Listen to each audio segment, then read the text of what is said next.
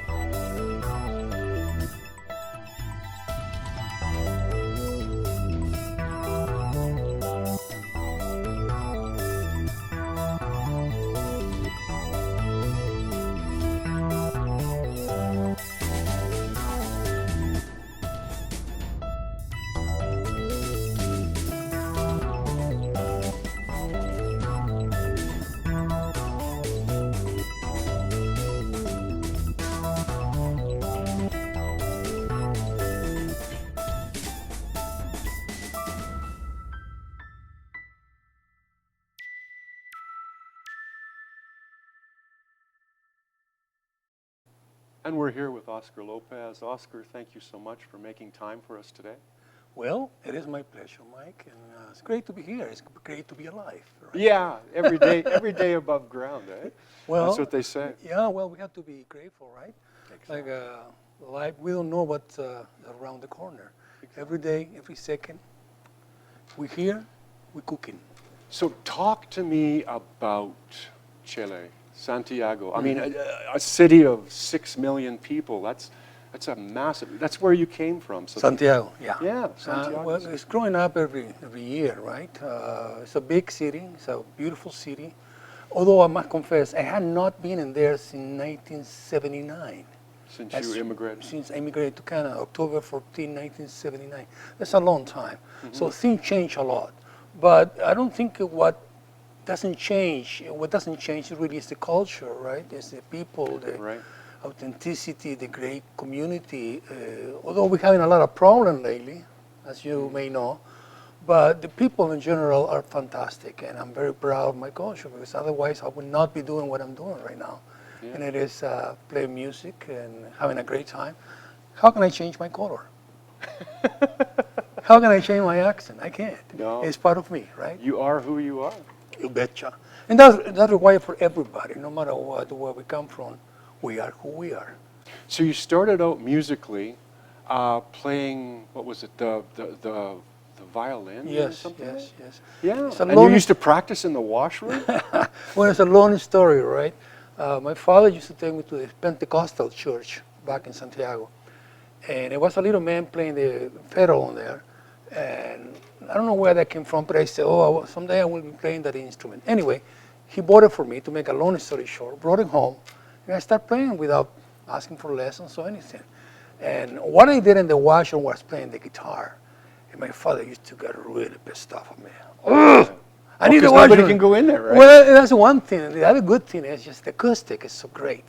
So playing an acoustic It's guitar, like singing right? in the shower. Yeah, no. So it was fun because it was part of the process, right? It's something that I love, and that's how I started. Just, So self-taught. yeah. So, I mean, how long did it take you to get to a point where you could play in front of other people? Well, that is the magic, right? I learned as what's going along with the guitar a little bit, but mostly sometimes has no explanation. Magic has no explanation. It may sound cheesy, but I do believe the music kind of chose me, and the guitar, I was part of the guitar, and the guitar was part of me, no matter what. So the rest is history. I've been doing it for so many years. I started playing since I was 9 years old. I played the guitar. Now I'm 66. So my theory that music is innate, the musical talent is innate. You're born with it, or you're not. I mean, you can't whip a child into learning something that he's not comfortable. Well, some childs do, some children do, right? The mother or father want them to play the piano, right? So they learn basic things in the learn. Some of them get really good. But in my case, I just got together with friends and instead of going to the theory, I went to the practice, right? We play a lot, we jam a lot. And those days I was playing, oh boy, when I was 17 years old, I recorded my first 45 vinyl, right? Yeah. So I was playing a lot of music from Beatles, Carlos Santana, Grand Funk, 10 years after. A lot of things happened in between, right before I came back to the acoustic guitar. So all of that was a terrific experience for me to be. And of course, as you know, music is a spiritual thing for me. It's something comes from your vein, from your soul, and your heart. Yeah. You know, you have to be transparent when you do music, and that's who I am. You know. Now, at the age of 26, you immigrated to Canada. Well, in 1973, when I recorded the album, the 45, it was a lot of thing going on, right, with politics, and so my sister and my brother-in-law, they had some political issues in there, not because they were terrorists or anything like that. They just have a different philosophy, right? So I came because my sister, my oldest sister, right, she sponsored me, and I came because I believe the freedom to make music, you know, is something that you cannot take it for granted. And in those days, back in Santiago, although I was not involved in politics, but my music was very powerful, right? Yeah. So I was a little bit scared of things happening to me. So it's very hard, you know, sometimes in life when those things happen and you don't live in peace, right? So you weren't forced to move. You left because you could come and stay with your sister. I wanted to do music, right? And that's what I've been called in this life, to do music, and it was not safe to do it in there. So that's how far I'm gonna go from there. And we went to Winnipeg originally. Yeah. And how long were you there? Well, I came in 1979, October 14. So it was fantastic. It was great, man. I love the city. But then after a year, I kind of started missing back home, right? So I started getting really depressed and feeling really bad. And the snow came down, you know, it was really cool, right? The first couple of days, ooh, yeah. You enjoy it. I enjoyed it, but after this is new. This is great. After a month, you know, it just keep piling in. Oh my God, when this is ever gonna end? And anyway, I got used to it, and Winnipeg opened the door for me, musically speaking. I met a lot of great people in there. And then, as life is a process, I moved to Calgary. Here I am. And then I moved to Okanagan, come back to Calgary. Yeah. You know. So you played in a cover band. Yes. Did you enjoy doing that, or Very was much. that just something to make a living? No, well, something to make a living, and it was a process. I keep mentioning the process because you have to pay your dues, right? Oh, yeah. I still, my accent is very strong, but I still, you know, thinking about those days, it was for a reason why I was playing a cover band, so I can feel comfortable. People will come and see this band, you know. I played that cover tune, you know, with Carlos Santana. People used to say AC/DC. I had no idea what AC/DC means. I saw it was a name of a song, right? But anyway, all this stuff was fantastic because it was meant to be, you know. And I always believe the things in life are meant to be or not, you know. And I just follow the wind, you know, go with the wind. That's what I did. The first time I didn't make any money playing in restaurants, bar. I stopped doing that, and then, well, I don't have a job now, but it was meant to be. But is your heart still in Chile? Or this is where your heart is now? You know, part of me, my culture, and part of my heart are still there, but I'm going to be honest to you because I cannot lie. This is my home. Gotcha. You know, and I'm sure I'm going to die here. You know, this is my home, and you cannot live in two places at once, right? Well, and Canada's been very good to you. Canada has been fantastic to me, and I'm not saying this because I'm here, but you know, I do what I love to do. That's music. Right. And Canada, North America, and Canadian people, my fans in here have been brilliant, and my family is here. So, you know, my son is here, so it's home.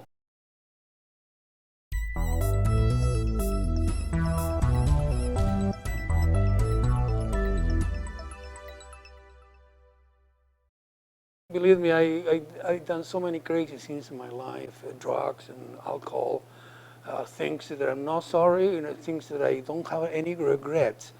But I have learned from those things, right? Exactly. I learned that they are not good for me. Well, if you keep making the same mistakes, it's obvious that you haven't learned anything. Absolutely, yeah. So anyway, all those little things, you know, I have made commitment. to myself to respect music, not to take it for granted. Because one day I took it for granted, you know, I ended up in the hospital, right?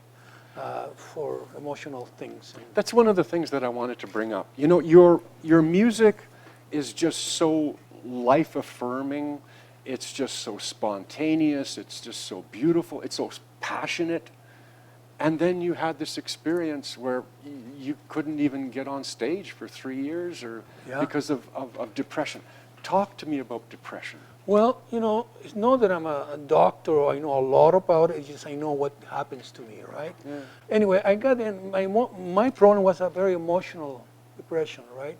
Anxiety and all this stuff. And I never realized that till I actually ended up in the hospital. My first marriage went down the toilet. And that thing, after another, it started getting negative things, you know. So it was obviously very debilitating for you. You couldn't function properly. I could not function. I actually canceled a big tour. I could not function. I was afraid to go to stage. I was afraid to go to the bank where you just go get money out. So simple, right? But I was afraid that people was watching me. I got kind of paranoid. Right. And I was trying to put myself a shield so I don't get hurt. You understand? So, but you know, it's funny how I look at it. That depression and that anxiety, that panic attack is still there, right? But I know now. Do you still have the odd panic attack? Oh, panic don't go away. Anxiety attack don't go away. Just you know how to get it to the side. Yeah, get it to the side and learn how to walk with it, right? It will not kill you. You're still here, so enjoy life. Not necessarily you have to go and party and get drunk or smoke dope like crazy. Yes, you know. Everything in moderation, Everything in moderation. Yeah, somebody used to say that to me, and I didn't understand the meaning of that. I'm not going to tell you who, but everything in moderation is the right thing to say. You know? Yeah. Absolutely. Without being told that you suffered from depression, a debilitating depression, I would never know it because you're so positive. Well, it's easy for me to fool you, right?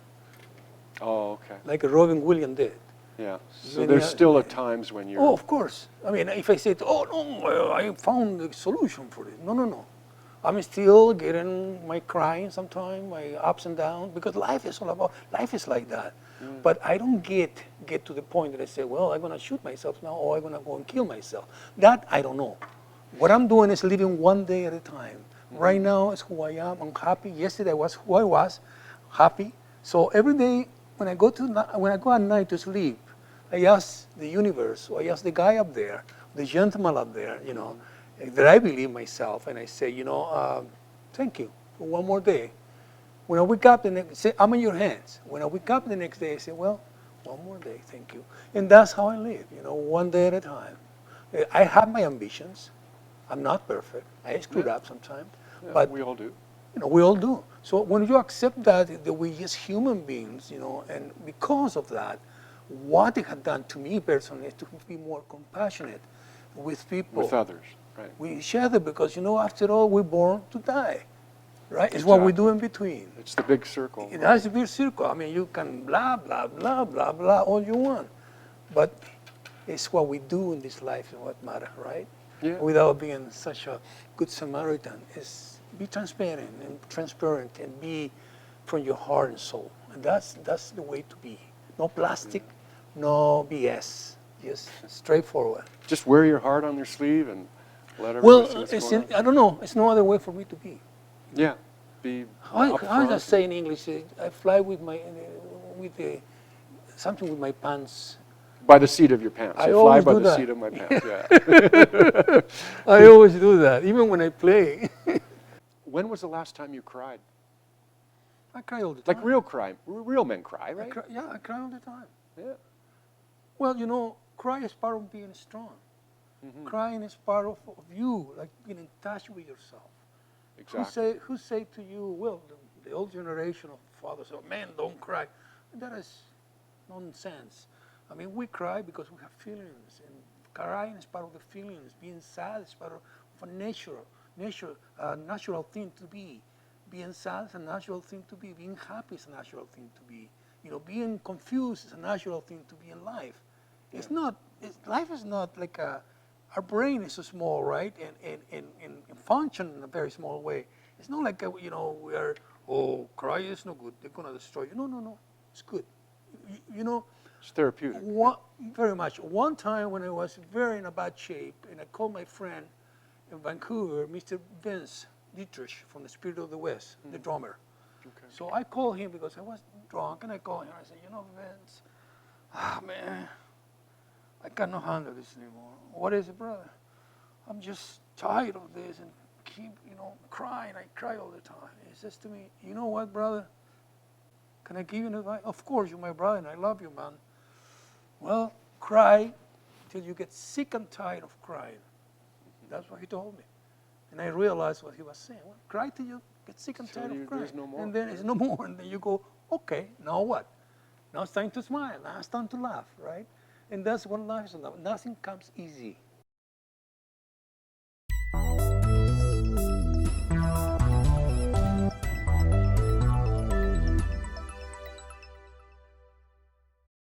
You can play jazz, you can play classical, you can play blues, and obviously you prefer the Spanish, the Latin. Well, when I was belong to a record company, I was With Narada. I was working with a record company.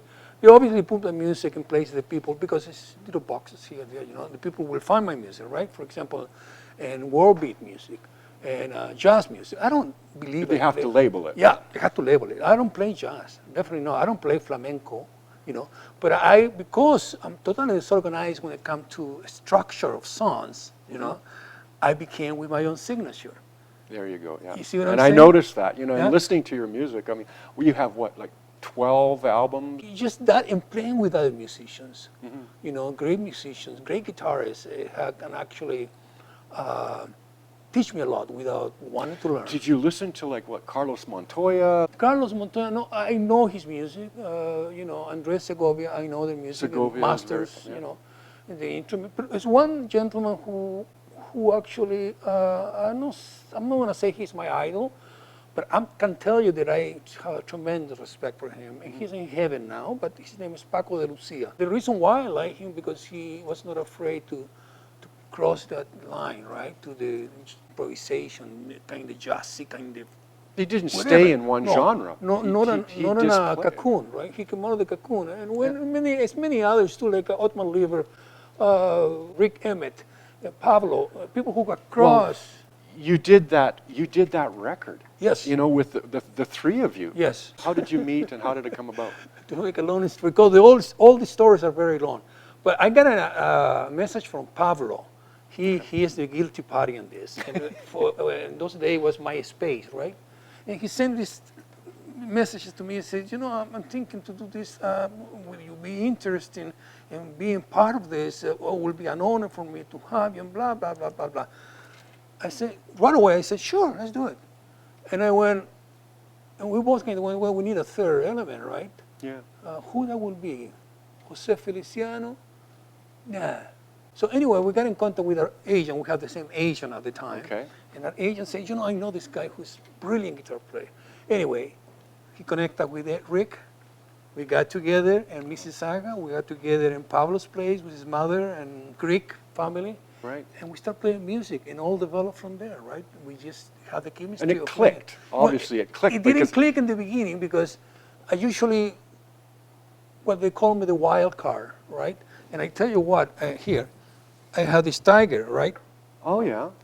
And Right that's on what, your arm. yeah, Rick Emmett called me, let the tiger out, man, because you know what? I was the wild card between those two guitar players, and I wanted to just go crazy, and they help me and teach me how to work as a team. Right. You So- had to show some restraint. And that's how we became really good friends, and we played with it, I don't know how many concerts, we did about 58 concerts. Yeah, you know, went on a pretty extensive tour. Extensive tour, so that was fantastic. Great experience all around.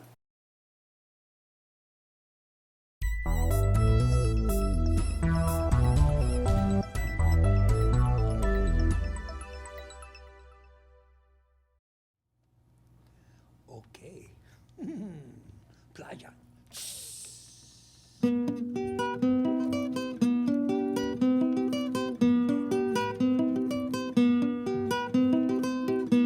Señorita, you wanna come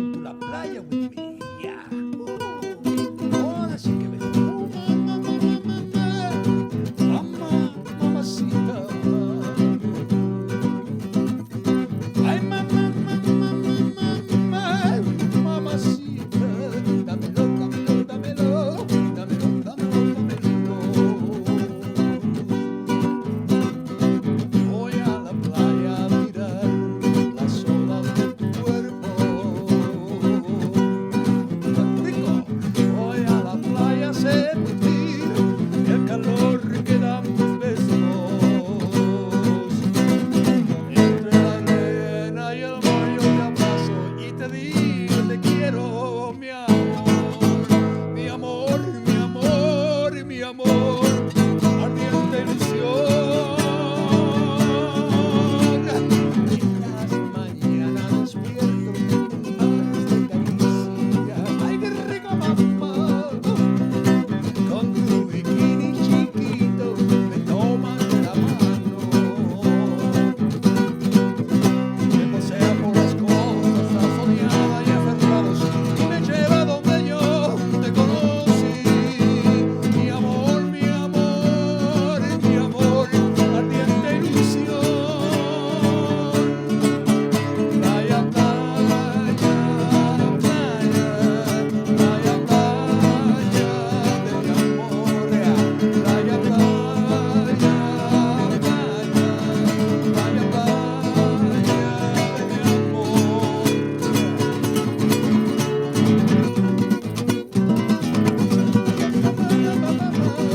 Dame un besito, mamacita. Oh, qué rica.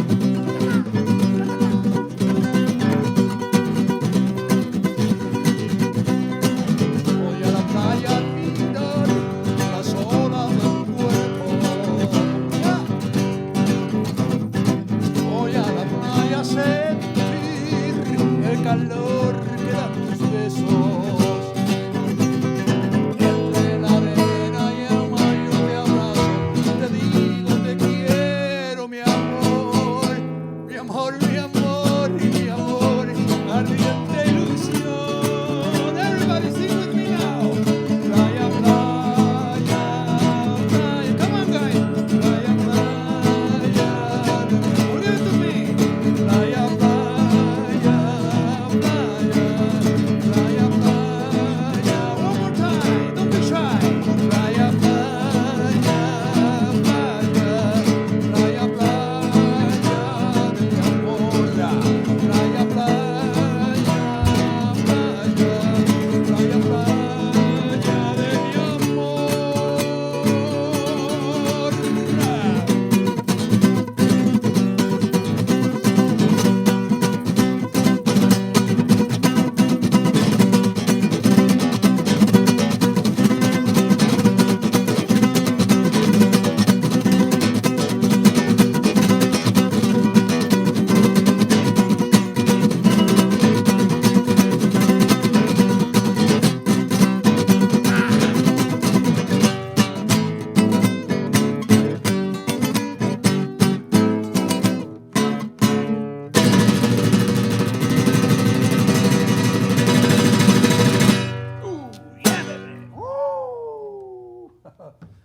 Loco, ¿eh?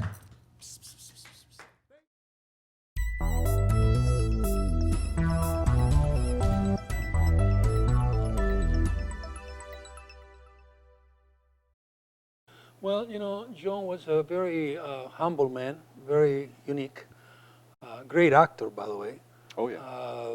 Fantastic. I mean, by Like a real stage yeah, actor. yes, and with a good friend and good, simple man, simple mind, but at the meantime very complex too. He was a good father, good husband. I don't think we were that close for me to know, but we were musical brothers, right? And when I was going through the process of all this depression and close the windows and the curtains of my apartment, I didn't want to see anybody, really. I just was drinking my face off. And they invited me to play in the Calgary Folk Music Festival, to go over there, right? Okay. It was a surprise in there somehow. But Spirit of the West was playing in there. But before that, my manager at the time said, I have a little present for you. And I said, what is it? Oh, some good friends made you a present. Oh, tell me what it's all about. He got the album out and showed me. Star Trails, right? It was a song in there that said, come back, Oscar. Oh. And I listened to the song. I didn't want to listen to music, but I forced myself to listen to the song, and I cried like a little baby. So they wrote a song saying, Come back. get over your Yes, depression, you Oscar, come back. Sexy, dark beast. I don't. The son of- lyrics escape you right now, whatever, but yeah, yeah. it is a great, great lyrics that I just could not resist. Anyway, after this, I went to the folk festival and invited me to playing the stage with them this song. Oh, great. It was the to close the night, and somebody wrote something in those days in the Calgary Herald, and I don't know who that was. It says it was not a dry eye in the house, and if it was one, it was a glass eye. I've been taking for granted this. One of the things I need to start doing is just to take care of myself and stop this being afraid and checking, when you're on the stage, because this is what life called you to do. You're a messenger for music and to tell your experience and to talk about it and to play. And most importantly, do it with passion. You've won 2 Junos. You've had several nominations. Where do you keep your 2 Junos? Well, In your house? Where do very you keep- simple. Yeah, very simple. I keep it in my room upstairs so I can watch it once in a while and look at it. Great, nice. But I think it is important symbol for me, symbolic Yeah. experience. But it has not. It is cool because people still, when you play a concert, they like to mention that I won 2 Junos. So it's good. It's good publicity for this and that. But to me, it's the achievement, is to be able to have these 2 babies in my hand, Right. And they're right there. So one day, because we're all gonna go right, I go to the next dimension, my son can see it and go, my dad was my dad.